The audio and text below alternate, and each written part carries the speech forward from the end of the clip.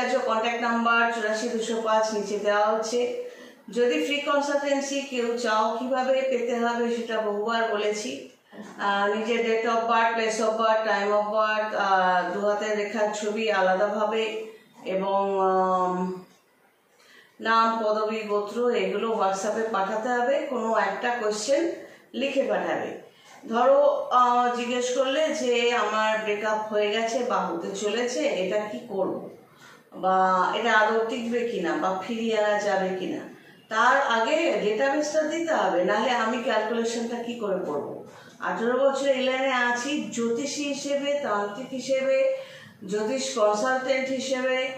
কিন্তু ঘটনাটা হচ্ছে আমি তো অলৌকিক বিদ্যের অধিকারী নই, ম্যাজিশিয়ানও নই যে তুমি হঠাৎ করে একটা প্রশ্ন করলে আমার না একটা সম্পর্ক আছে, এটা ভেঙে যেতে চলেছে, কি করব।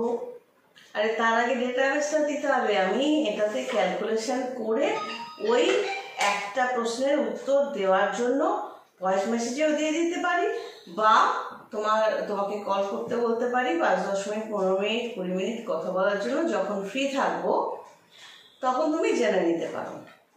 এবার অনেকেই বলে আমি ফ্রি কনসালটেন্সি চাই না, কিন্তু ফ্রি কনসালটেন্সি এই জন্য আমি দিই যে একটা আমার নিজের পুণ্য, 2 নম্বর হচ্ছে যে তোমার সাথে আমার পরিচিতিটা হলো, পরিচয়টা হলো, তুমি বুঝলে, আমাকে বোঝার জায়গাটা পেলে, কথা বললে।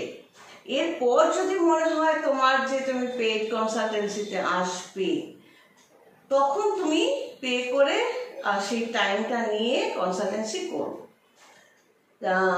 বা জানতে চেয়েও যে কোনো ব্যাপারে, বা আরও অনেক কোয়েশ্চেন থাকলে, তখন পেইড কনসালটেন্সিতে তোমার ছকটা নিয়ে সম্পূর্ণ আলোচনা করব।